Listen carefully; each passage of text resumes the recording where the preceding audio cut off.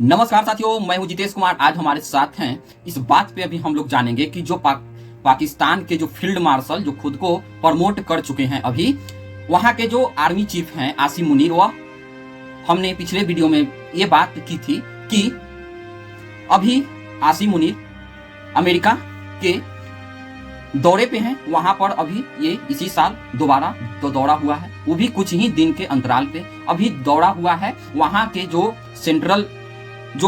Saint com के जो वहां के जो हेड हैं माइकल कोरिला, वह रिटायरमेंट हो रहे हैं। और जब वह रिटायरमेंट हो रहे हैं तो वह उनको बुलाए हैं कि अब जो हम मालिक थे यहाँ के, अब हम रिटायर हो रहे हैं, तो आओ तुमको हम नया जो तुम्हारा नया मालिक आएगा उससे तुमको हम मुलाकात करवा देते हैं। अब उससे हम तुमको मुलाकात करवा देते हैं तो इसका मतलब ये है कि अब तुम तब भौंकना जब हमारे यहाँ के जो नया तुम्हारे मालिक आ रहे हैं, जो तुम्हारे सामने बिस्किट प्रॉपर फेंकने का काम करेंगे, वह बिस्किट जो फेंकने का काम होगा वही काम अब तुमको उन्हीं के मालिक के द्वारा को बोलने पर करना है। इसीलिए उनको अपने मालिक से जान पहचान कराने के लिए एक डॉगी के टाइप पर बुलाया गया है। उनको इस बात से भी नवाजा गया है कि आप आ गए हैं। ये चले गए, लेकिन जिनका काम भौंकना है वह तो भौंकना छोड़ेंगे नहीं। और दूसरी बात, अभी जो अमेरिका के जो नए राष्ट्रपति बने हैं डोनाल्ड ट्रंप, और भारत के बीच में सब कुछ ठीक तो नहीं चल रहा है। अगर सब कुछ ठीक नहीं चल रहा है तो इसका मतलब हो गया कि कोई ना कोई तो उसका फायदा उठाएगा, और फायदा उठाने के लिए पूरी तरीका से वहां बैठे हुए हैं। बैठे हुए कौन है? तो वहां पर बैठे हुए हैं जो अभी अमेरिका भारत के अंदर अपना GI जो फसल है वह भेजना चाहता है। जो नॉनवेज मिल्क है वह हमारे देश के अंदर जो भी अपने यहाँ का प्रोडक्ट है वह प्रोडक्ट भेजना चाहता है। जब शुरू में डोनाल्ड ट्रंप आए तो डोनाल्ड ट्रंप ने इस बात को भी बताया कि हम और मोदी बहुत अच्छे दोस्त हैं। लेकिन एक कहावत के अनुसार हमारे यहाँ चलती है कि कोई भी मनुष्य या व्यक्ति तभी तक अच्छा होता है जब तक उसके विचार अच्छे होते हैं। जिस टाइम उसका विचार बदल गया उसी टाइम उसके सारे काम बदल जाते हैं, या वह व्यक्ति उसी प्रकार से रिएक्ट करने लगता है। तो और इसमें कहीं ना कहीं आज जो एक लाइन है कि आपके अगल बगल परिवेश में कौन सा लोग रहते हैं उसी प्रकार के प्रभाव आपके ऊपर भी पड़ने लगता है। अब अगल बगल वाले प्रभाव आपके ऊपर पड़ने लगता है, इसका क्या मतलब है? तो इसका मतलब साफ और स्पष्ट ये है कि कहीं ना कहीं अब इस बात को होने लगी है कि अब जो है डोनाल्ड ट्रंप खुद के माइंड से कुछ भी यूज नहीं कर रहे हैं। क्योंकि खुद के माइंड से जब कोई काम करता है तो वह पूरी तरीका से होशो हवास में रहकर इस बात पर काम करता है कि हम जो लक्ष्य लेकर आए थे उसी लक्ष्य पे काम करना है। लेकिन अगल बगल परिवेश जो डीप स्टेट थे उनको अब वह काबू कर लिया है। अब जो डीप स्टेट के लोग सोचते हैं वही बात अब डोनाल्ड ट्रंप भी सोचते हैं। इसका जैसे कि उदाहरण के तौर पे हम आपको बताते चले कि उदाहरण के तौर पे हम शुरू में हम सभी लोग जानते हैं कि जब डोनाल्ड ट्रंप इलेक्शन के टाइम में थे और उसके बाद वह जब चुन कर आए तो उनका एक जो सबसे बड़ा लक्ष्य था वह यही लक्ष्य था कि अभी आपको डीप स्टेट को डिसमेंटल करना है। इस लक्ष्य को लिए वह बार बार इतना ज्यादा प्रेरित थे कि उसी को सबसे पहले हमको डिसमेंटल करना है। लेकिन अगल बगल के परिवेश में टोटल तो डीप स्टेट वाले ही बैठे हुए हैं, तो उनके माइंड को धीरे धीरे कंट्रोल करते हुए, उनकी बातों में हाँ मिलाते हुए अब उनको अपने तरीके से कंट्रोल कर लिया है। इसका उदाहरण आप देख सकते हैं कि जब शुरू में आए थे तो रसिया और यूक्रेन युद्ध के बारे में यह बोला जाता है कि डोनाल्ड ट्रंप का दावा था कि हम आएंगे और रसिया और यूक्रेन का युद्ध एक दिन के भीतर बंद करवा देंगे। इजराइल और गाजा का युद्ध हम एक दिन के भीतर बंद करवा देंगे। न तो इजराइल और गाजा के अंदर युद्ध बंदी हुई, न तो रूस और यूक्रेन के अंदर, जबकि यूक्रेन सब कुछ हार के अपना जमीन का जो 50% हिस्सा है वह डोनाल्ड ट्रंप को अमेरिका के लिए सौंप दिया कि हमको किसी तरीका से तुम बचा लो। क्योंकि 50% जो जमीन है यूक्रेन का उस पे ऑलरेडी जो रसिया है वह रसिया कब्जा जमा चुका है। अब वह जब कब्जा जमा चुका, लेकिन इसके बाद भी फर्क क्या पड़ रहा है कि उस जमीन पे आधा पे रसिया और आधा तो खुद जाकर जेलेस्की ने ट्रंप जो सरकार है उसको दे दिया कि माई बाप ये तुम रख लो, लेकिन हमारे और हमारे देश की जनता का तुम किसी तरीका से बचाओ। अब जो रसिया है, क्योंकि यूक्रेन सोवियत संघ का ही एक पार्ट हुआ करता था और रसिया अपने लक्ष्य पर एक चल रहा है, एक मिशन लेके चल रहा है कि जो उससे टूट गया है उसको वह जोड़ने का प्रयत्न कर रहा है। लेकिन यूक्रेन उसी के दरवाजे पर नाटो जैसी जो वेपन वाला संगठन है उसको लान के बैठा देना चाहती थी। ये भी डीप स्टेट का ही काम था। लेकिन अब क्या हो गया कि नहीं संभला तो नहीं संभला, क्योंकि अब उनको भारत से पहले से ही इस बात का गुस्सा है कि अरे भारत तो एक डेड इकोनॉमी है। जबकि डोनाल्ड ट्रंप ने अपने मुंह से खुद इस बात को भी बोल दिया कि भारत और रसिया तो एक डेड इकोनॉमी है। लेकिन यही डेड इकोनॉमी के अंदर अभी जिस प्रकार के जो कंडीशन बनी हुई है वह बहुत ही हैरान कर रही है अमेरिका को। वह सोचता था डोनाल्ड ट्रंप कि हम आएंगे और भारत को बोल देंगे कि तुम कान पकड़ के उठ जाओ, बैठ जाओ, तो भारत कान पकड़ के उठ जाएगा, बैठ जाएगा। क्योंकि उनको जो पिछले 70 साल का जो उससे पहले जो कांग्रेस की राज हुआ करती थी वही राज उनको आज भी लग रहा था कि हम मनमोहन सिंह को यूएस से बोल दिया गया कि आप अपने डॉलर के वैल्यू को डी-डॉलराइज कीजिए, तो उन्होंने आए और 50% डी-डॉलराइज कर दिए। उन्होंने थोड़ा सा ही बोला था लेकिन ये 50% कर दिए।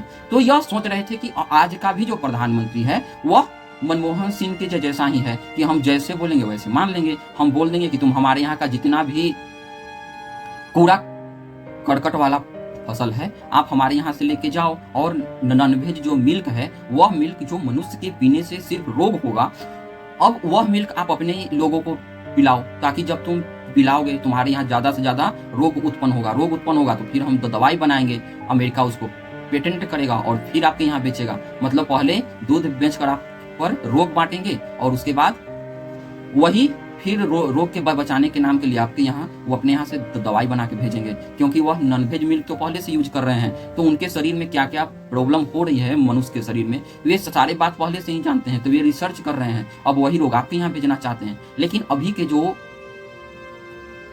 भारत के प्रधानमंत्री नरेंद्र मोदी जी हैं वह बिल्कुल स्पष्ट बता चुके हैं कि हम किसानों के हित के लिए बिल्कुल भी नहीं झुकेंगे और पशुपालकों के हित के लिए, चाहे हमको पर्सनली क्यों ना नुकसान उठाना पड़े।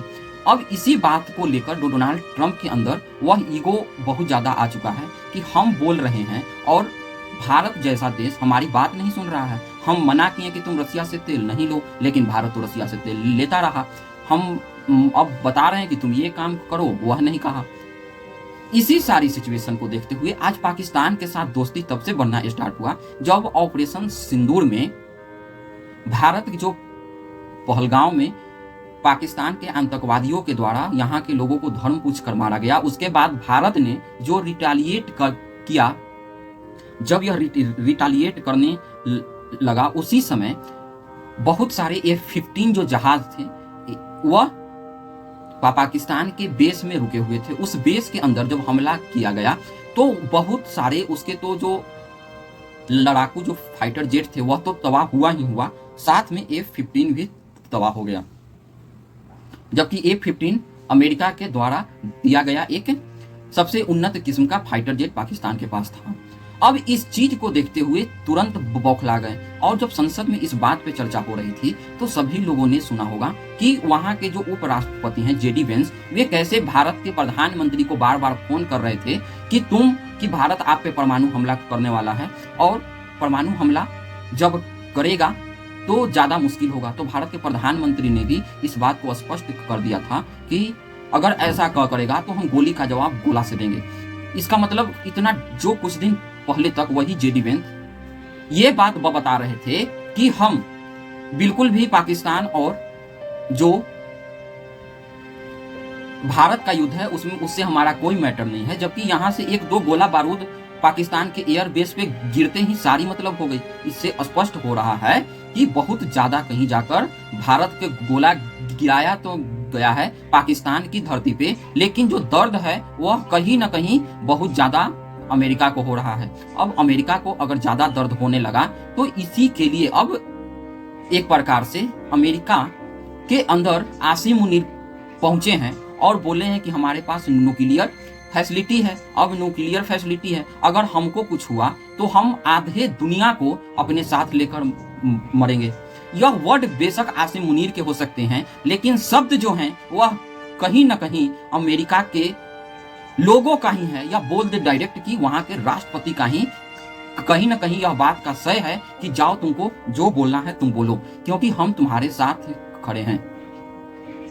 और बहुत सारी बातें बोली गई भारत के खिलाफ, जबकि जो पाकिस्तान के जो अभी के जो चीफ हैं, army chief Asim Munir, actually ऐसा होता नहीं है कि जो पिछले बार आपने देखा कि आसिम मुनीर के साथ डोनाल्ड ट्रंप, एक देश का राष्ट्रपति और दूसरे देश का सेना अध्यक्ष बैठ के उस प्रकार से बातें की हो, डिनर किए हैं, लेकिन वह कुछ इंडिकेट तो कर रहे थे, और इंडिकेट अब साफ साफ हो रहा था, क्योंकि वह जो आसिम मुनीर है वह जूता चाटने गया था कि मालिक हम भी हैं, जरा ध्यान से देखिए। तो उसी काम के लिए अब कहीं न कहीं अब इसी के लिए स्पष्ट अपना बता दिए, तो अब लॉयल हो गया है पाकिस्तान।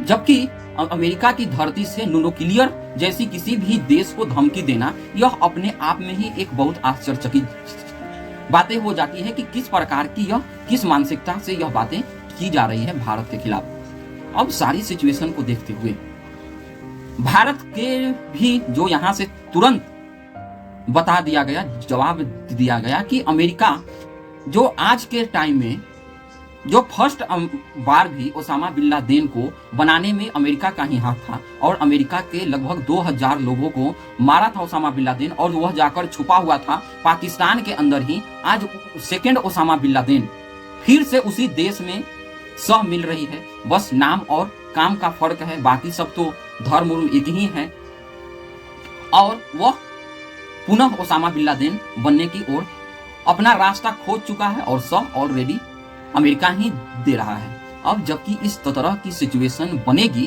तो इससे और क्या मतलब निकाला जा सकता है? इसका स्पष्ट रूप से यही मतलब निकाला जा रहा है कि आज सह देने की पूरी दुनिया की बात बताई जा रही है कि आधी दुनिया को हम लेकर खत्म होंगे। अब आधी दुनिया में भारत आता है कि नहीं आता है, और आधी दुनिया में तो फिर इधर चीन भी आ जाता है, भारत आ जाता है, श्रीलंका आ जाता है, नेपाल आ जाता है, बांग्लादेश आ जाता है। ये सारी अगर आधी दुनिया की बात हो रही है तो इसी में होगा, नहीं तो हो सकता है कि आधी दुनिया यूरोपियन यूनियन हो या मिडिल ईस्ट हो, क्योंकि अगर इधर बम का गोला नहीं गिरा तो फिर उधर गिरेगा। तो पूरे देश के अब जो एजेंसी हैं, बेशक यह अमेरिका के शब्द होंगे, लेकिन जो बोली निकाली गई है यह डोनाल्ड ट्रंप के इशारे पर ही कहीं ना कहीं आसिम मुनीर को इतना हिम्मत मिला है कि वह इस प्रकार के कार्य को अंजाम देने के लिए एक अमेरिकी धरती पर से भारत को धमकाने का काम किया जा रहा है। जो टू नेशन थ्योरी जो था उसी के ऊपर जो बेस्ट सारे काम शुरू से ही करने की प्रयास की जा रही है, अब वही प्रयास के अंतर्गत ये सारी सिचुएशन को देखा जा रहा है। और आज कहीं ना कहीं यह इशारा डोनाल्ड ट्रंप इसलिए दिलवा रहे हैं कि भारत उनके बात को, शर्तों को मान जाए, जो नॉनवेज मिल्क और जीआई जो फसल है वह भारत के अंदर आने दे। यह एक प्रकार से धमकी दिलवाने वाली बात हो रही है, लेकिन वह नहीं जानते कि यह भारत है। भारत न कभी पहले झुका था न अब कभी झुकेगा, लेकिन इसका अंजाम आगे चल के खुद अमेरिका के लोगों को ही भुगतना पड़ेगा, क्योंकि ओसामा बिन लादेन वाला कहानी दोहरा रहा है, और इसको पूरी तरीका से पोषित करने का काम अभी के वहां के मुख्य रूप से डोनाल्ड ट्रंप की सह पर ही की जा रही है, क्योंकि अभी तक कोई भी कंडेमनेशन नहीं आया है कि आप इस प्रकार के वर्ड हमारे धरती से बोल क्यों रहे हैं। न्यूक्लियर शब्द जैसा वर्ड बिल्कुल यह खिलौना तो है नहीं, यह एक सीरियस इशू है, और उसको इस प्रकार से बोला जाना, वो भी एक आर्मी चीफ के द्वारा। शायद यह विश्व की पहली घटना है जिस घटना के अंतर्गत कोई आर्मी चीफ इस प्रकार के बयानबाजी दे रहा है। और हम सभी लोग जानते हैं कि पूरे देश के और जितने भी विश्व के अन्य देश हैं वहां पर परमाणु हथियार का जो बटन होता है वह राष्ट्राध्यक्ष के पास होता है, न कि सेना के पास, सेना अध्यक्ष के पास। लेकिन पाकिस्तान एक्सेप्शन कंट्री है कि वहां की सारी घटनाएं अभी डोनाल्ड ट्रंप के आसिम मुनीर ही इस वर्ड को बोल रहे हैं कि हम इस प्रकार के कार्य करेंगे। इस सब में आपकी क्या प्रतिक्रिया है, आप हमें कमेंट के माध्यम से जरूर बताएं। आपसे रिक्वेस्ट है कि आप हमारी चैनल को ज़्यादा से ज़्यादा अपने दोस्तों के पास शेयर कीजिए और उनसे सब्सक्राइब कर कराइए। आप भी जब तक लाइक कीजिए और अपने दोस्तों को इस इंफॉर्मेशन के बारे में ज़्यादा से ज़्यादा बताइए। और आप सभी लोगों के लिए हम 15 अगस्त जो आने वाला है उसमें से हम आप सभी लोग को एक बहुत ही अच्छा स्वतंत्रता दिवस के अवसर पे एक गिफ्ट लाएंगे पढ़ने लिखने वाले बच्चों के लिए। और जानकारी जो करंट अफेयर हैं उनका जानकारी प्राप्त करने के लिए हम जल्द ही इसके बारे में आप सभी लोगों को इन्फॉर्मेशन देंगे। आप सभी लोग हमारे साथ जुड़े इसके लिए बहुत बहुत धन्यवाद। आगे वीडियो मिलेंगे, जब तक जय हिंद जय भारत।